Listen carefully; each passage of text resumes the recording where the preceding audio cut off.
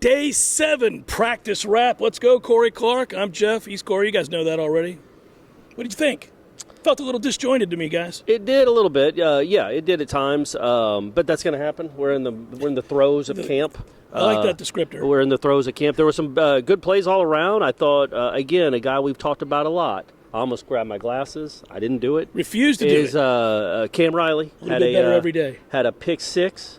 On a screen pass, really good read, and the athleticism he showed, because I understand why the throw was made. The running back seemed open at the time, and it was lofted because he's a big body, but he was able to get back over there and leap in the air and catch it and get a pick six, and that's just another example of that guy, I think, really giving himself a great chance to play and play a lot. It's a good point because he's one of the guys that since day one. Linebacker, by the way, Cam Riley, transfer. Yeah. He's flashed. Yeah. Every day we've been out here. And so when you're looking for that consistency, and coaches always are, he's a guy that you can point to and say, seemingly every day he makes a play. You asked after practice was over to Mike about Ricky Knight. Yeah. He's one of those freshmen we keep talking about as well, along with obviously Lil Wayne McCoy. Right. We can talk about both. Dan because McKay, Danzy, those guys. Yeah, we can talk about all three of those guys because it feels like they've had an impact every day as well. Ricky Knight, man, he just stands out. And look, man, he's a cornerback on a team with really R.A. Thomas and Fentrell Cypress and Quindarius Jones. He's probably not going to, and Earl Little, he's not going to play a ton, if at all, in meaningful reps unless some injuries happen. But just, again, we talk about the floor of this program, the floor of the roster, and how much it's been raised. That guy is going to give your starters great reps. That's not just you're going up against the equivalent of a walk-on. You're going up against a real player who, for all we know, might be starting next year. He's been really, really impressive. And, yeah, he had an interception today right after he had a pass breakup. Now, he's not covering Malik Benson a lot.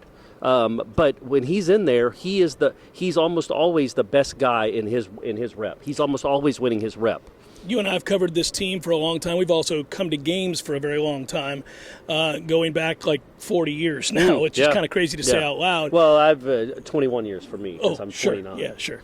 But the reason I bring it up, Corey, is that harkens back to yesteryear when you could get excited about the third string defensive back or the fourth string defensive lineman because you knew they were heralded coming in and they immediately showed something and they got an opportunity. And they have quite a few guys, to speak to your point about raising the floor, that have done that. It's deeper everywhere, but there are some rooms where that is especially true. And I think defensive back is the one room where you'd look at and say, man, they've got talent for days. Think about getting on the field, how good you have to be to get on the field on this team right now. That's the real, it's not just the competition in practice, it's competition within your segment group, a competition within the room just to get on the field. And that's what makes everybody better, man. You have to be really good just to get out there. Yeah. So you got to assume when you're playing Georgia Tech or Boston College or whoever, North Carolina, you're going to be better than the guys you're playing against because of what you're seeing in practice. Now that needs to bear fruit. We need to see that actually happen. But that's the thought, that's the theory, and it seems like they're there. And you talk about a deep room. Cam Davis, I think, had a 40-yard run today. Look, I mean, when that guy gets going, holy moly. It's scary. I wouldn't want to tackle him. But how's he going to get on the field? And he's good. He's going to have to block, be really is good. One thing. But he looks like he could be a 1,000-yard rusher sometime later in his career. And that's a guy that probably realistically is fifth string right now. Cam Davis. Yeah. That guy.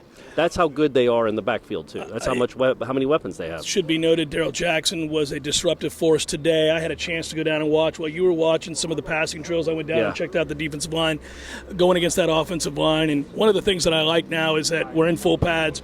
You get an intensity in those reps, and you can really see the guys that are having good days and bad days in both. And I thought Darrell Jackson today clearly got up and decided not to be blocked. Because and when he does that, you see all of that potential that we're so frequently discussing. He's yet to do it consistently for this team especially, but that guy is unlimited in terms of potential with that body type and that motor if he's going to continue to showcase it day to day. Yeah, and he's not a guy that you need to see 40 reps from in practice. I mean, he's not. Him and Farmer both, they practice, they're out here, they're healthy, but they're giving guys like Daniel Lyons and Grady Kelly and Tomowa Durajai, guys like that, a lot of reps. I really like what I've seen out of Durajai. I think he's a guy that could contribute. He's getting better. He seems to be getting more comfortable. And then staying on the defensive line, a guy that I thought stood out, maybe had his best practice today, in my opinion. And it's a great opinion. I mean, there is no better football mind. It's very, very valuable. It is Lola Hea. Did you tell Odell No, I didn't Did tell you Odell. let him know that you thought it was a particularly good day? No, I'm saying for Lola Hea, who Odell, that's Papucha. This isn't Papucha's conversation because of the DNs. Tell them both. I thought he was really good, held the edge well. He's tough to run on, man. Him and Riley combined for a tackle for loss on 11 on 11.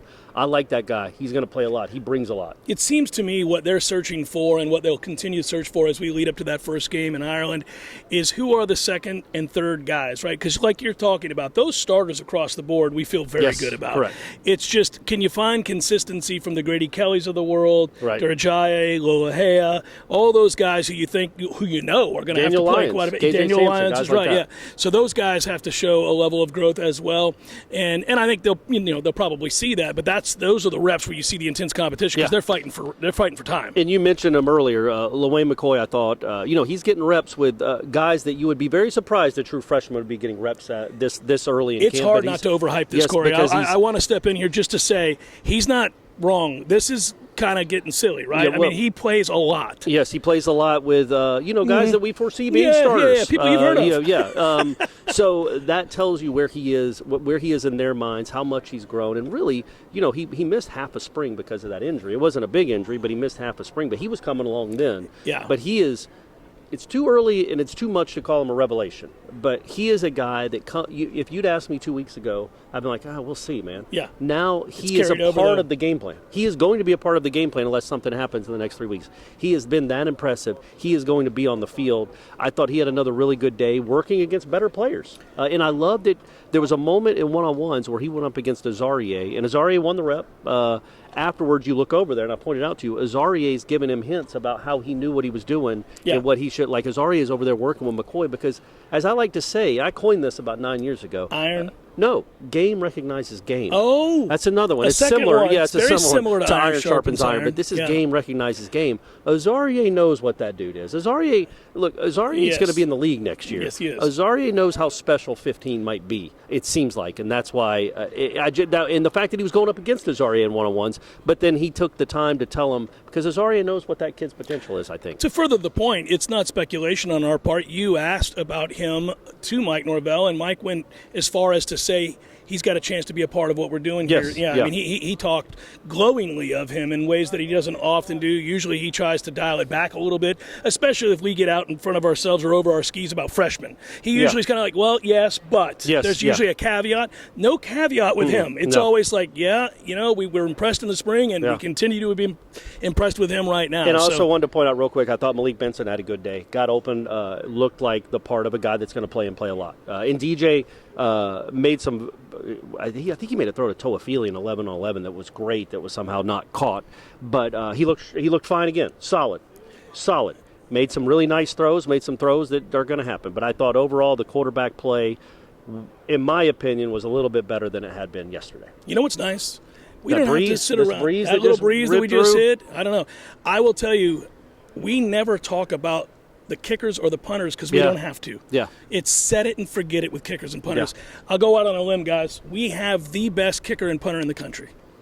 Probably not close. Yeah, probably not close. If you incorporate the backups, it's the best collection of kickers and punters. It's ridiculous. Maybe in the history of the sport. But Master Mono, just giving you one example. During special teams, he booms a ball that I think was 60. It was a 60-yard punt, so it was 72 yards in the air. Yeah, that's correct. And then he also had another. He had one that Cypress caught at the one, a great pooch punt that he caught at the one, and another one where Toafili knocked out right before the pylon inside the one. It's remarkable how he can manipulate a football. So it's just nice not to have to talk about it. Yes, you won't you're hear right. about and it we again. did talk about it, but just we gave him a little love. But that's it. You'll see him in Dublin. Our thanks to Aslan. Good job, Corey Clark. I'm Jeff. We'll talk to you again tomorrow. Peace.